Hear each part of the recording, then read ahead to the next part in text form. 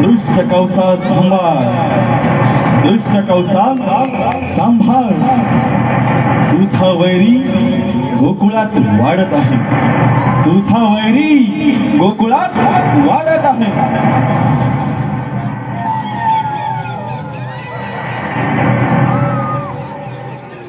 नाही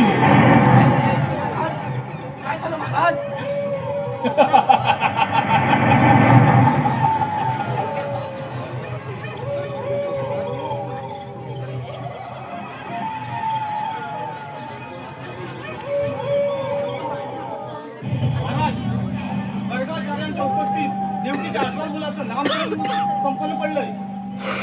महाराज होय महाराज, आणि ही बातमी अतिशय गुप्तरित्या ठेवण्यात आले. असंभव.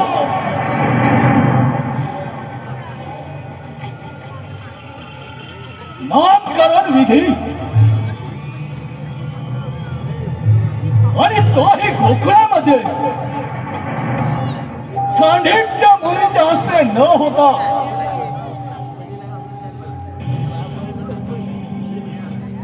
सद्गुरु गंगाचार्य यांच्या हस्ते होणं म्हणजे ते फळ यादव कुळातीलच असलं पाहिजे. आम्हाला असंच वाटतंय महाराज. नाही, असं झालं तर आमच्या जीविताला नक्कीच धोका आहे. म्हणजे ती भविष्यवाणी खरी ठरण्याचे संकेत नाही. जनन आकाशवाची बहीण पुतना हिला ताबडतोब धर्मामध्ये हजर करा. दे महाराज.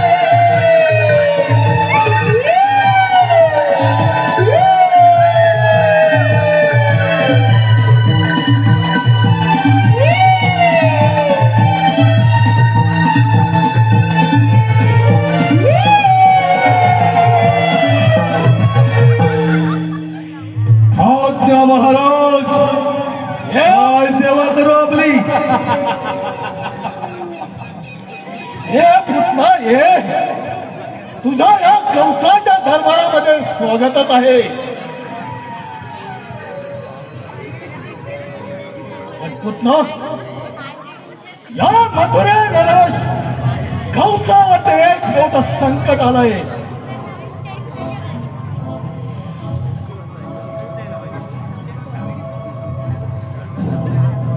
आकाशवाणीच्या संकेतानुसार ते पण गोकुळामध्येच वाढत असणार असा आमचा कयास आहे. आणि असं घडल्यास ते माझ्या मृत्यूला समित नेण्याचा काळ ठरेल. नाही महाराज, पुतना तुमच्यासाठी ही घाल म्हणून त्या बालकावर मायावी प्रहार करत मायावी प्रहार.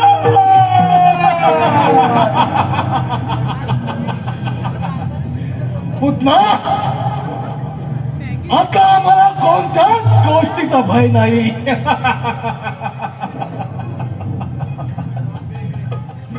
तुझा हे मायावी रूप घेऊन तो गोकुळामध्ये प्रस्थान हो आणि क्षणार्धात त्या गोकुळच्या काळा कृष्णाचा नरडीचा खोट घेऊन हे तुम्ही माझ्यावर सोडा. मायावी रूप प्रगट करून शहरी विषाने स्तनपान करून चुंबुरड्याला ही यमसंधी पाठवते. आज्ञा द्या महाराज, आज्ञा.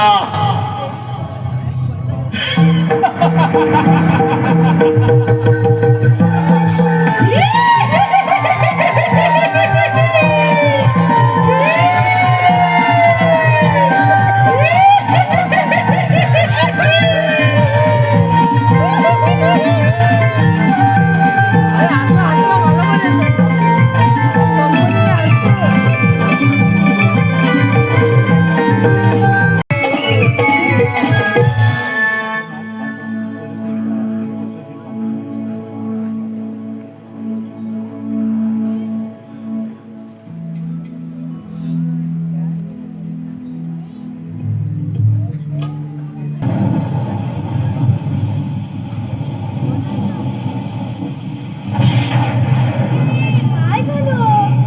का रडतोय? कोण आलंय? भाऊ आलाय आणि शिव पण आलीये. हो, काय झालं? मैया, बाळ उठला का? कोण आपण? आपली भावमुद्रा शुभचिंतनीय वाटते. काय सेवा करू आपली? माझे आगमन मथुरेतून झाले आहे. माझे पतिचार्य दिव्य दृष्टीत आहेत. त्यांच्याकडून मला समजते आहे या गोकुळात एका दिव्य बालकाचा जन्म झाला आहे. हो, आपल्या दिव्य दृष्टीने या दिव्य बालकास शुभ आशीर्वाद प्राप्त करावा एवढीच माझी मनोकामना. मनोकामना, आता माझी मनोकामना मी पूर्ण करण्यासाठीच आले आहे. काय म्हणालात? नाही नाही, काही नाही. तुमची मनोकामना पूर्ण करण्यासाठी मी ते आले आहे. माझ्या स्तनपानात अमृताचा पाजर आहे. माझे स्तनपान करणारे बालक अजरामर होते. त्या बाळाला माझ्याकडे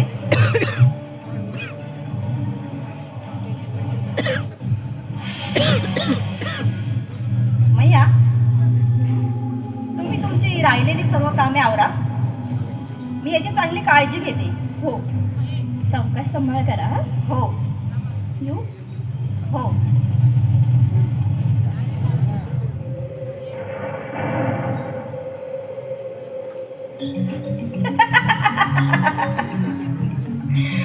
आता माझी मनोकामना पूर्ण झाली. कौस महाराज, तुम्ही सांगितल्याप्रमाणे तुमची मनोकामना पूर्ण झाली.